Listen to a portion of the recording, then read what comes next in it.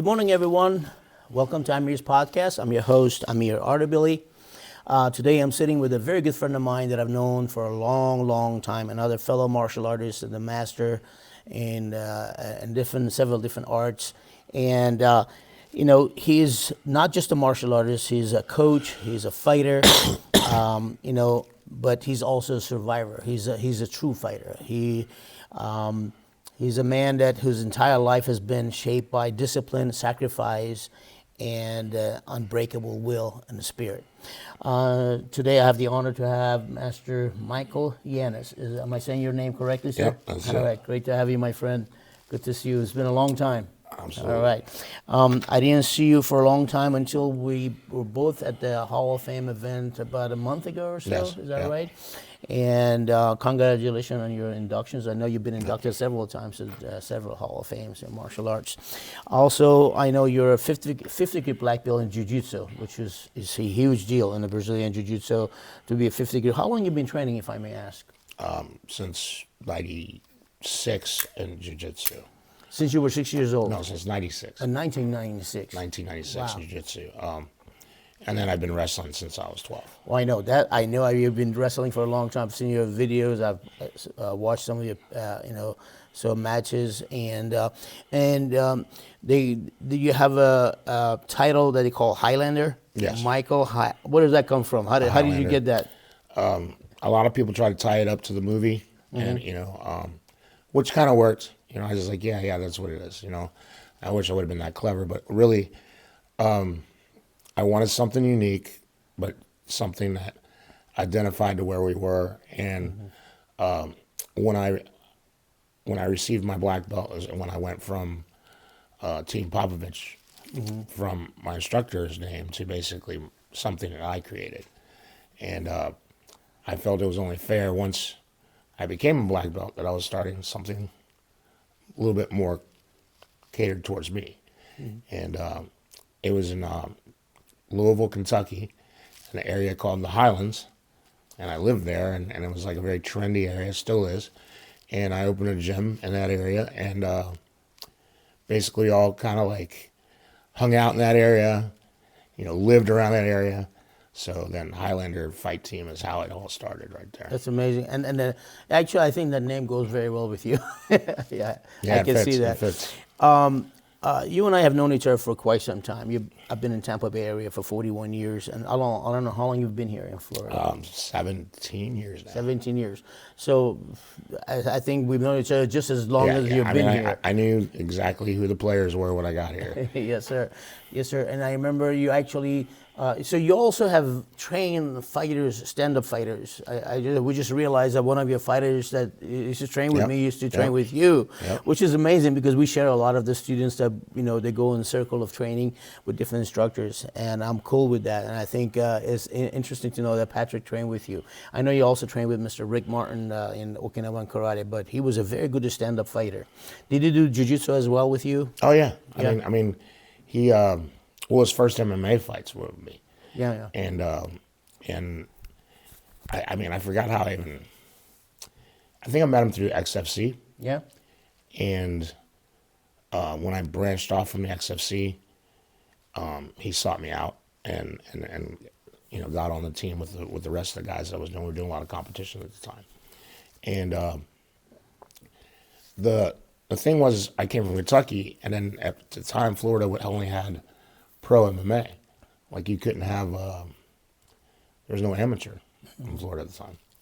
So a guy that was 5-0 here was only 5 fights, unless they did kickboxing, which some people did, which I'm glad. He did some boxing or something, whatever.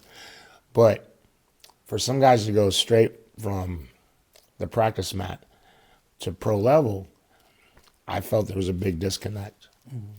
And I just, I couldn't do that to my students, So I was taking them out of town, and Patrick was part of that team that we fought in, I believe, Tennessee, Kentucky, Louisiana, Georgia. And, I took them anywhere and everywhere that I've been, and I had connections with, that they could actually get, full MMA fights and get experience before turning pro, if they turn pro. You know, maybe, you know, it's always bad when somebody's not ready for something, right? Not prepared. Well, that's why I was like really, really hard on the amateur thing. And I was one of the first, I was the first promoter in amateur MMA in Tampa. I was number one. And I think I put on the first 5 or 6 fights. And then And stand-up? no, cage fighting.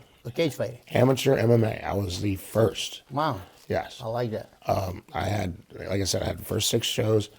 And, and Under what organization was it? I called it, well, I know you do Battle of Tampa Bay. I did Battle of Tampa. Oh, Battle of Tampa. But it was Battle of Tampa MMA. And that's just... And who was sanctioning it? Was it under the boxing commission or a sanctioning body? Yeah. At that time, wow, that's an interesting question, how that came about. Once they approved the amateur MMA, they said it had to be an amateur sanction. But the amateur sanction couldn't be, you can't throw your own fight and be your own sanction, do all that stuff. You know what I'm saying? So I had to get somebody that was doing fights. I believe he used to do he was doing pro stuff, but then when I started doing the amateur stuff, then we got connected, which was Paul Dominich. And so he was doing MMA Solutions, and he was starting a company to do amateur stuff too. So he was gonna be he was like the first sanction too. So I was like, I need you, and that was it. We got together, and he was the first sanction, and I was the first MMA amateur. That's amazing. And look at how much the sport has evolved. I mean, we've both been around for a long time in the art, and especially in Tampa Bay. I mean, we have so many schools opened up right now, so many jiu-jitsu schools, from different backgrounds, and now there's a lot of, like, Ralph Garcia, obviously. Ralph is doing a fight this Saturday. Today, actually. Today, I'm actually judging. Are you one of the judges? I'm one of the judges, I'll see you there. Yeah. I got to go home and convince my wife right now that I got to go to a fight. So I'll be there. Yeah, absolutely. That's fantastic. So I think the more people we have get involved, I think the better it is for the sport. I mean, Ralph is a great promoter. Your show is fantastic. Thank you, sir. I appreciate it. And I'm that's glad it was like, I mean, I didn't think it was going to be that wild. Yeah. Well, man. It was packed. There was a standing room only. I was like, all right. Yeah. I've done 28 shows. My 29th is May 9th. So, to be honest with you, I've never had a show that was not sold out. I mean, from the first one. The first one was at actually Bayfront Arena before they tore it down. 3,500 people showed up the very first show.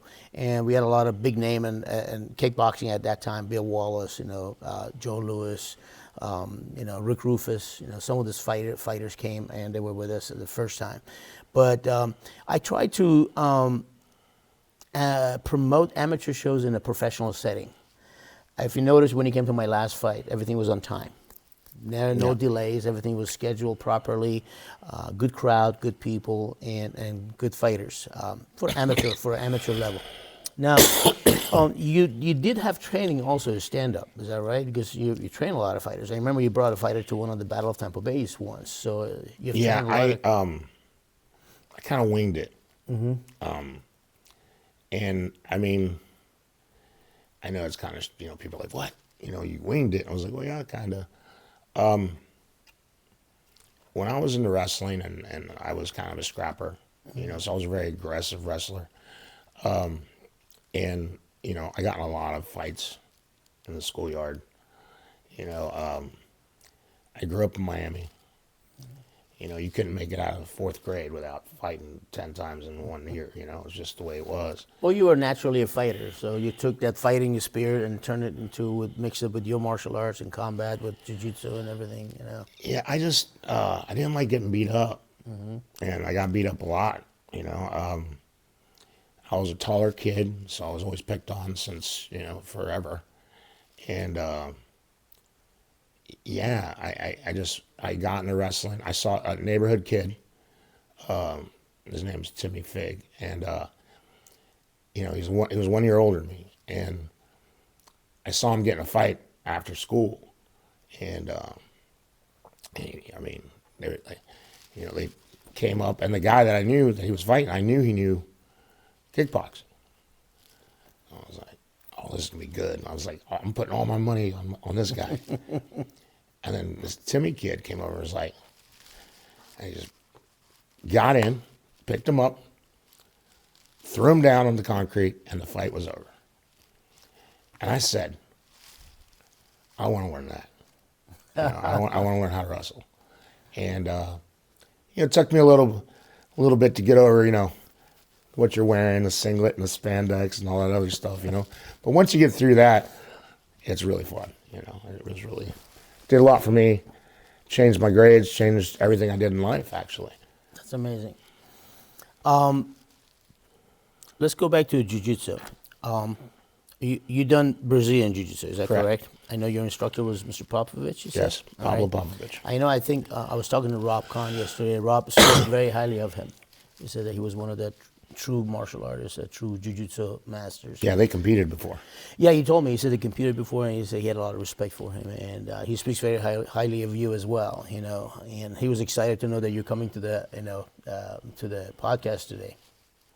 So, how long have you known Rob Kahn, and what is your relationship? I mean, I know that you guys know each other and the same art for many, many years. Well, I mean, it's funny. I never lie. I'm always upfront.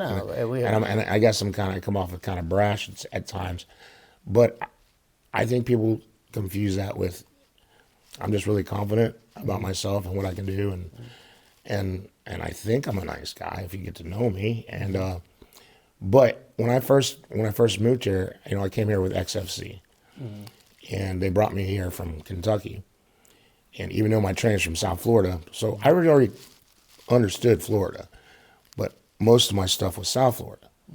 So I knew everybody down there in the game down there, but like the Orlando and Tampa thing was a little different. I only saw some of those guys in tournaments and stuff like that, but really didn't know the schools. And and I've moved around. I've had schools in different cities, and it's always the same. Not everybody gets along, especially in the beginning, right? This is my town, this is my city, this kind of, attitude, which, fine, but I came here for a job. I'm happy to be here.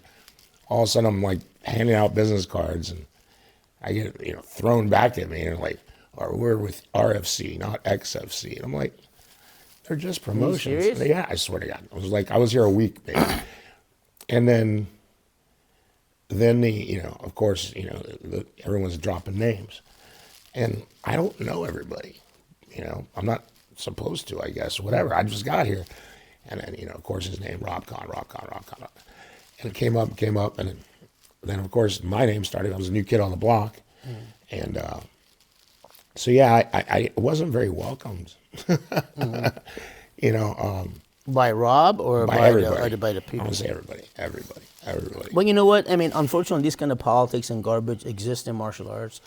But I think it's getting better. I think people become growing up right now, and the art is evolving. To be honest with you, I remember the very first time I heard about Rob Kahn was right after September 11. I was listening to Bubba Love Sponge show, and he used to talk about this tough guy that does jiu-jitsu and one of the original black belts of Hoist Gracie, and stuff like that.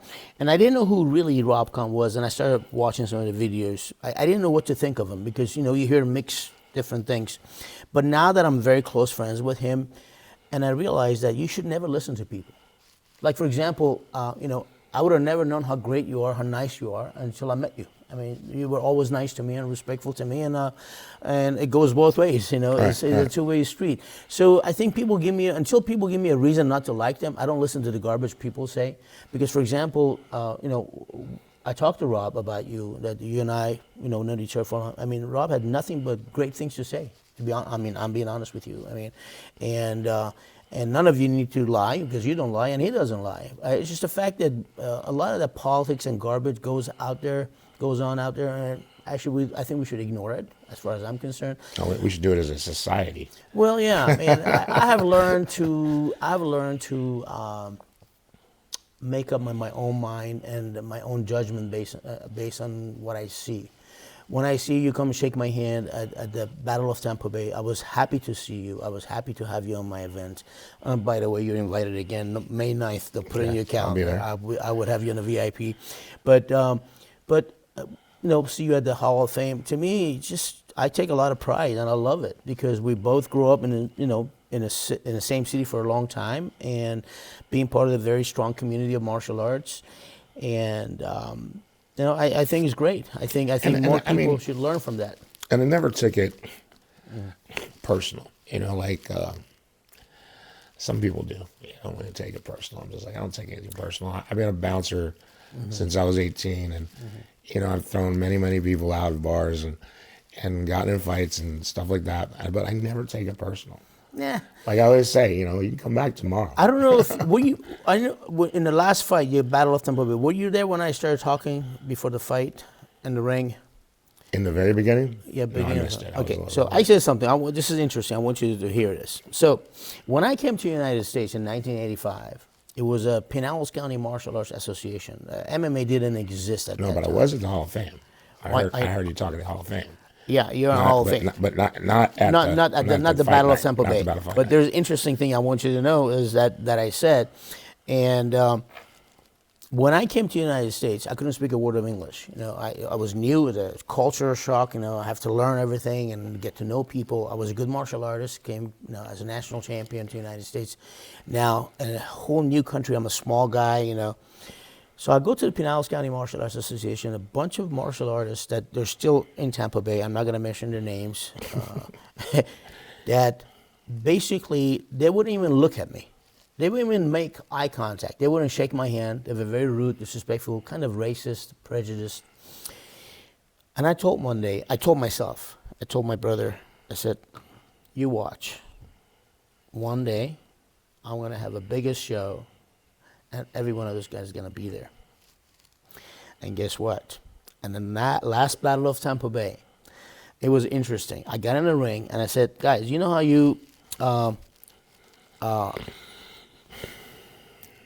describe success? You do it in 3 different ways. One is that you love what you do, and you do what you love. That's number one. I already do that. I love teaching martial arts, and I love what I do every day. Number two, have a great family and support, which I already have. And the third one, when you're successful, when your worst enemies pay to come to watch your show. The crowd went nuts. So now, having said that, I never point fingers at anyone. I didn't want to disrespect anyone. But it's good to know that we could prove ourselves with our action. Years later, the same guys who did not believe in me and did not want to shake my hand, now they're paying me a good amount of money to come sit at my VIP table and watch the show, and they stay there and they pay compliments. So, that's the way I look at it. I mean, also as martial artists, we're competitive. The more competitive you are, the better you might be. Competition is good, though. Exactly. There's nothing wrong with that. Exactly. But the thing is, it becomes, competitions between schools, or who has a better school, who has a better instruction, who has a better stand-up, who has a better ground, and then it's promotions. Who's got the better show? And the promoters don't get along. And now, it's like, and then there's the sanctions. Mm-hmm. They're competing everyone's competing for something, right? Well, if it's a good, clean competition, I'm okay. For example, I love Eric Marshall. He's a great kickboxer, a world champion. David Bybee, 3 times world champion kickboxer. I love this guy. This guy support my show. I support their show.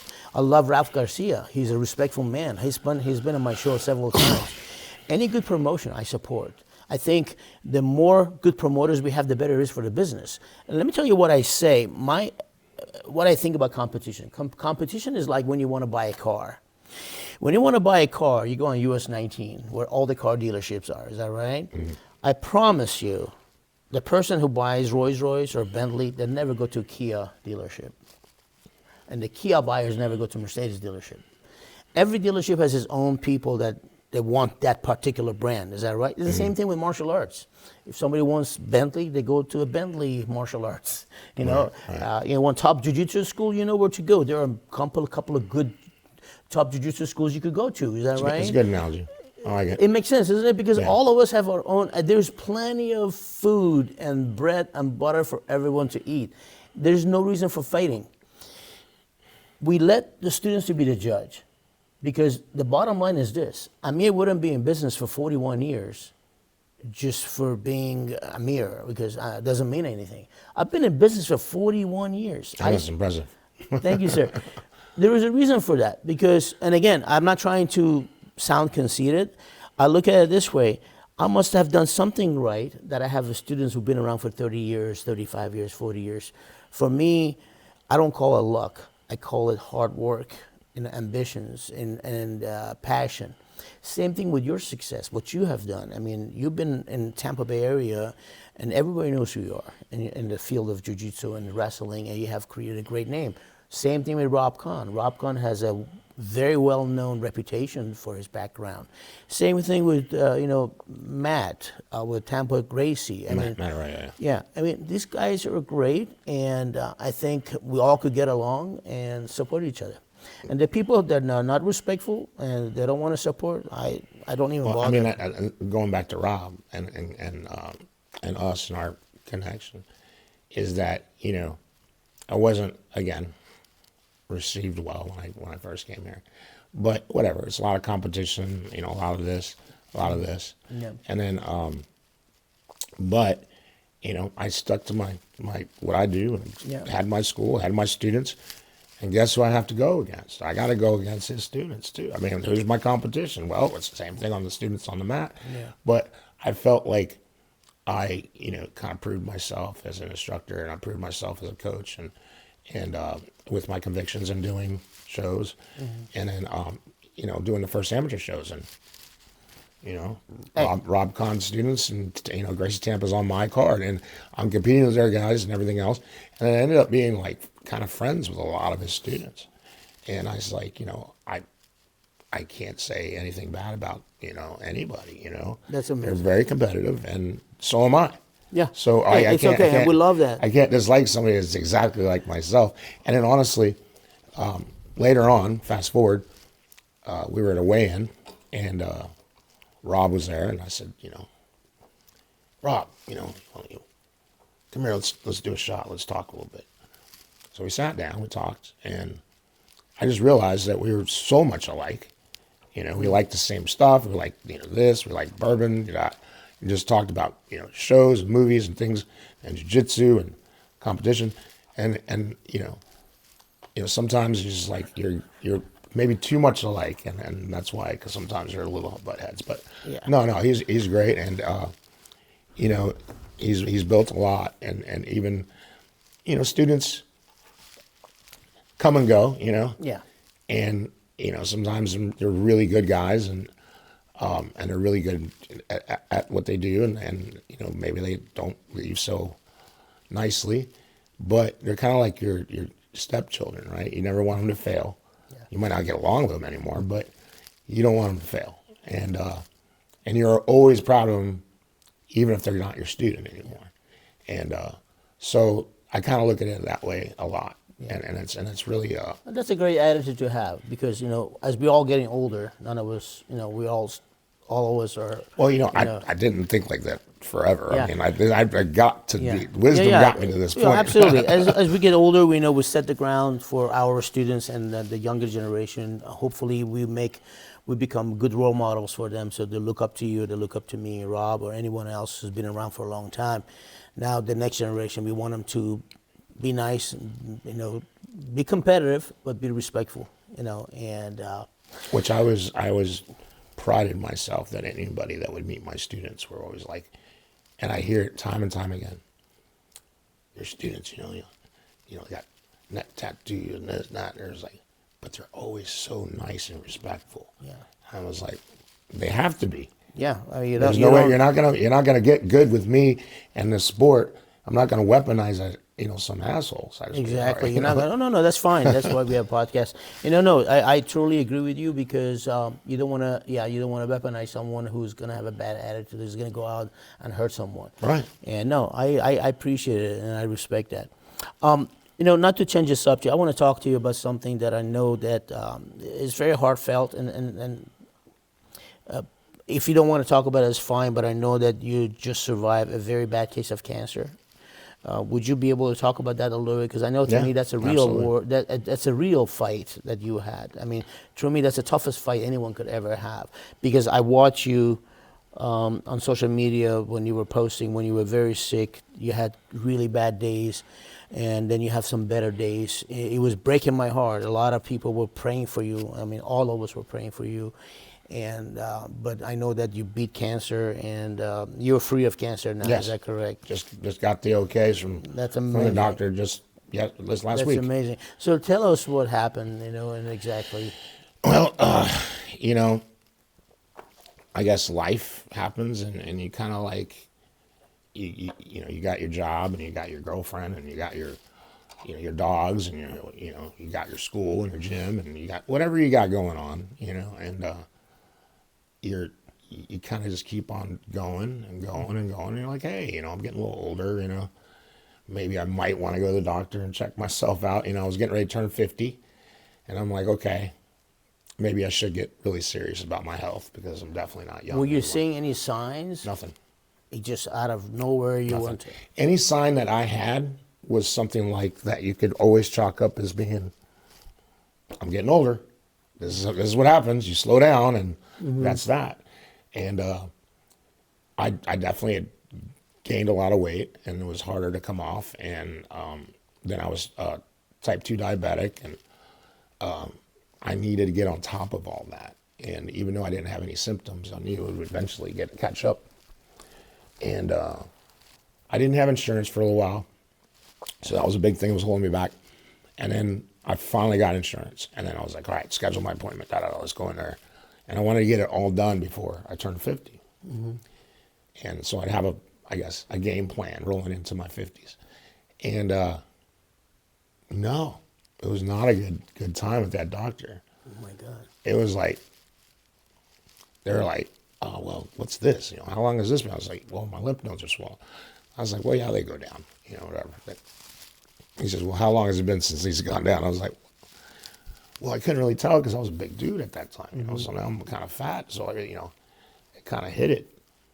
And being, I guess, out of shape and having a bad lifestyle at that time, it masks a lot of things. And life will also mask a lot of things. Then all of a sudden you're not taking care of yourself. And, no one's going to take care of you unless you take care of yourself, especially your body. So,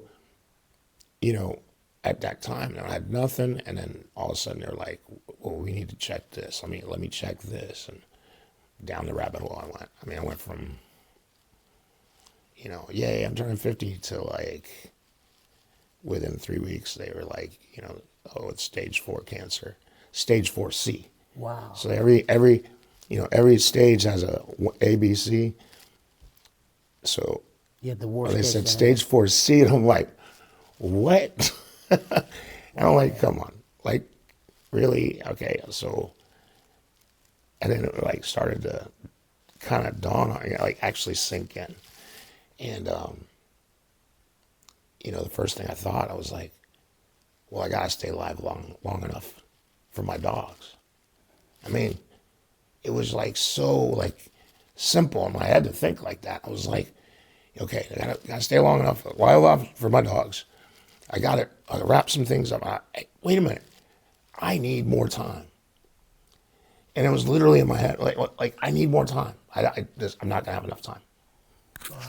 And because they were saying something like untreated, they were saying maybe a year and a half.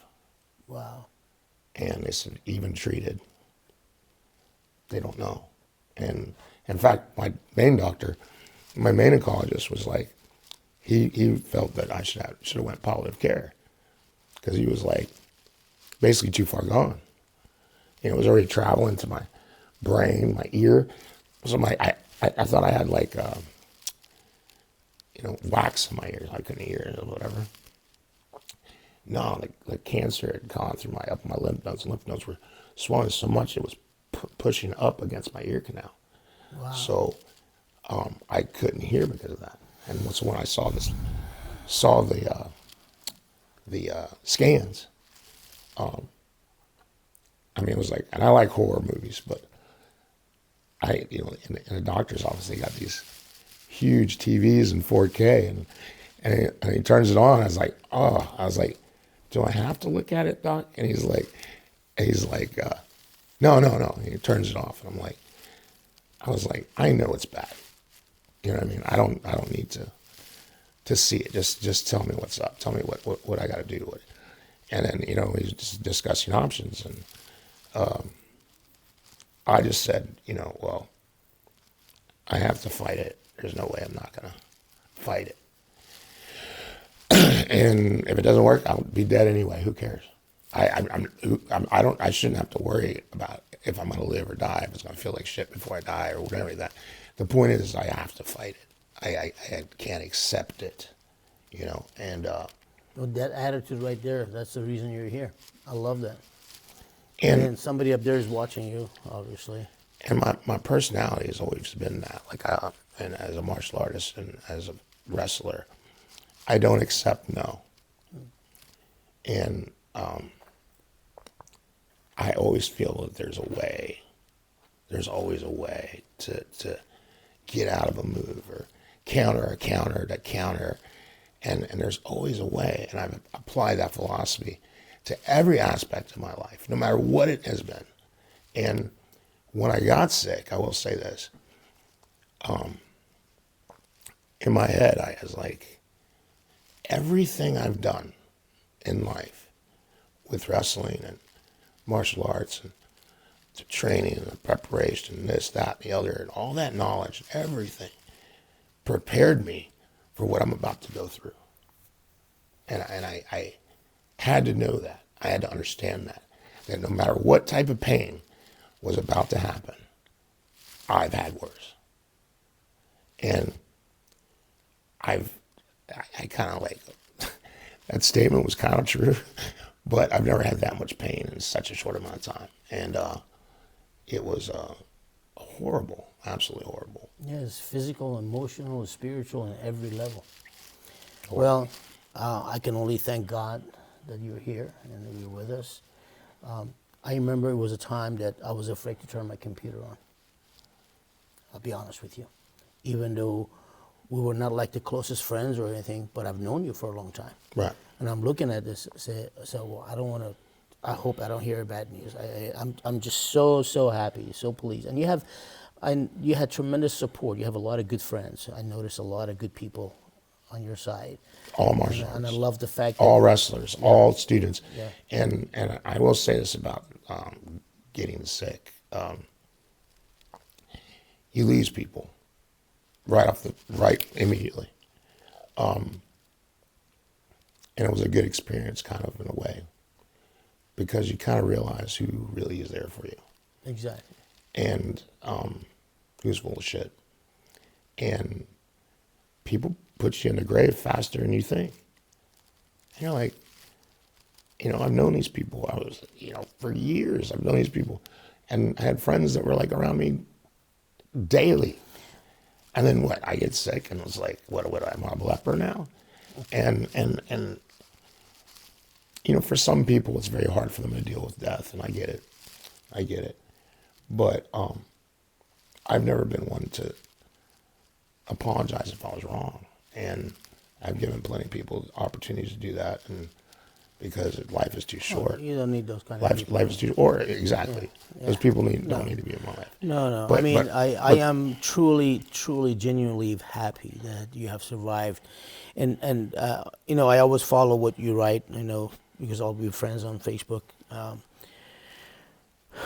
One other thing that was extremely painful for me, now, of course, every time I saw that, I saw a lot of sadness in your dogs.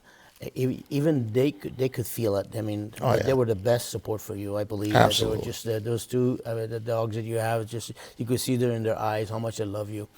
But I know you recently had to go through another pain, which is losing your son. Yep. So my condolences to you. That's huge. It's never easy for any parent.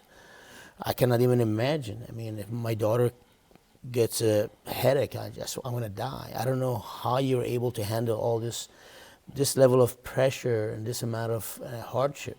So Well, I can't. There's the, there's the word. I can't.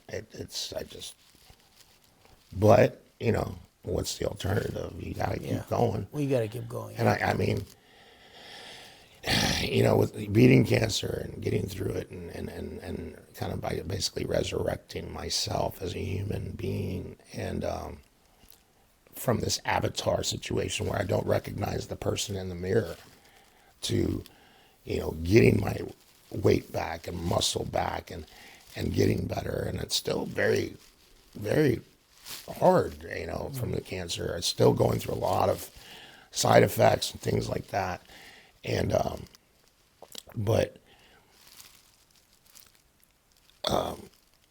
it's like getting out of the worst fight, even, fist fight that you've ever been in. And you're a bloody mess, whatever. And you got out of it and you won it. And then, it's like a video game. Like the next frame is the super boss, you know what I mean? And the super boss basically is the one that beats you with one punch. And, losing my son, to basically gun violence. And it just, now all of a sudden I don't even think about cancer as much. It's just the pain is all there right now for him. Yeah. And it's a little harder to deal with because I can talk about cancer all day long. I can talk about, recovery and everything else and what I'm going through. It makes nothing. I'll talk to anyone that's sick. And I don't care if you have a friend, grandmother's aunt, okay, or whatever. And you say, hey, Mike, can you talk to him? Absolutely. Give me an alcohol call. Yeah. I feel that I'm very lucky to be alive. And, it takes, I got death around me all the time now. I hear all the stories. I hear the cancer stories all the time now. And so people are dying left and right and dying of the same cancer I had. And it's just so scary, and, now it's just, you kind of like, you look at everything in reverse. You're like, not so much of, Happy New Year, but like, how many years do I have left? Mm-hmm. And you just look at, and you appreciate everything now. Everything is so, food tastes better. That's amazing. Laughter. Changes music, your perspective. Everything. Well, my friend, you're an inspiration, that's for sure, for many people. Before we go, you as a martial arts master, instructor for many years, and a cancer survivor, and the fact that you've gone through so much, I'd like you to give maybe one or two good advice if you were to say anything to a younger generation, the younger martial artists that they were trying to do what you and I have done. Coming from your mouth means a lot. If you were to give any advice to a younger generation of martial artists, what would it be? Control your ego. I like that. And you'll be fine. That's your biggest enemy. That's it. It's always you. Yeah. It's always you. That's awesome. Well, my friend, I can only thank you again for coming to my show. Thanks for accepting the invitation. Thank you. It's actually it's a great honor to it's have like you. therapy for me, really. I appreciate you. It was a great honor to have you, my friend. Hopefully I get to see you more. And thank you guys for joining us. Please go on YouTube, subscribe to our channel. And,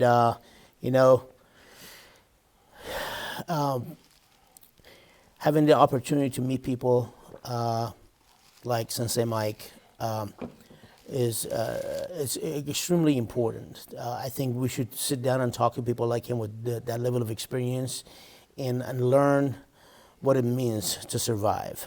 It's not about just a fist fight. Fight for your life is a totally different story. Thank you again. Absolutely. For being who you are. I appreciate you. Thank you, guys. Until next time, have a great day. Bye-bye.